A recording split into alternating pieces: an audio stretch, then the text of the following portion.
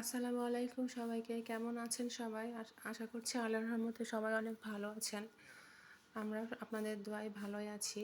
তো আমি কালকে হুট করেই বাবার বাসায় চলে আসছি একটা বিশেষ প্রয়োজনে।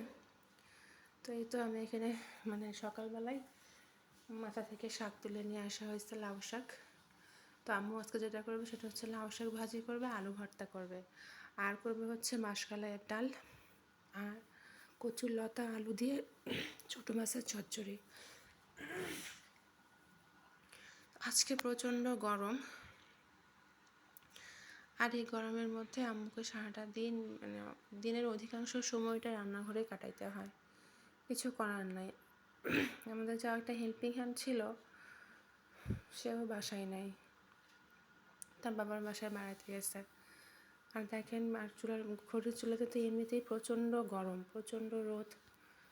আর আমাদের আম্মু যেহেতু খড়ির চুলা রান্না করে, আর উপরে টিনের চাল, তাহলে বুঝতে পারতেছেন কী অবস্থা। তো এই তো আম্মু এখন রান্না বসাই দিচ্ছে। আম্মুর ওদিকে ডালটা হয়ে গেছে, মাসকলাইয়ের ডাল। আমি অবশ্য আম্মুকে বললাম যে আম্মু আজকে মাসকলাইয়ের ডাল রান্না করো, অনেকদিন থেকে মাসকলাইয়ের ডাল খাওয়া হয় না। তো এই তো ডালটা হয়ে গেছে ওইদিকে। আর আলু ভর্তাটাও আলুটাও সিদ্ধ করে নামায় নিছে। তো এখন এই তো কচুর লতার তরকারিটা বসাই দিচ্ছি আম্মু। এটা ছোটো মাছ দিয়ে আজকে চচ্চড়ি করবে। তারপর আবার আজকে আম্মু রোজা আসছে, তারা বোঝেন আম্মুর কী অবস্থা।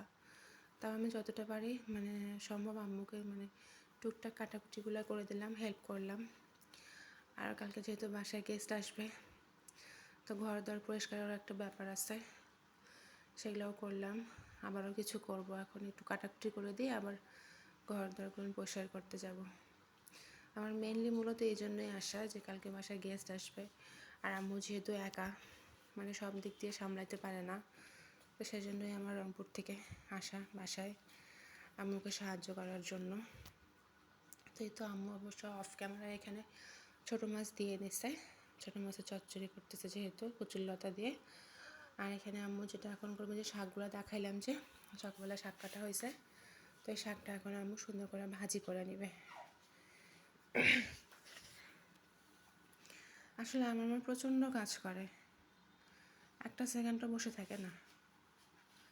এটা আমার শাকটা দিয়ে নিচ্ছে, শাকটা এখন আম্মু রান্না করে নেবে।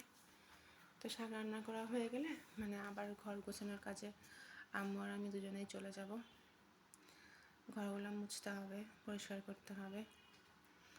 তো এই তো আজকে এই পর্যন্তই। এখানে সব রেডি হয়ে গেছে আমাদের দুপুরের খাবার। তো সবাই ভালো থাকবেন, সুস্থ থাকবেন। আজকে এই পর্যন্ত, আমাদের জন্য সবাই দোয়া রাখবেন। আল্লাহ হাফেজ।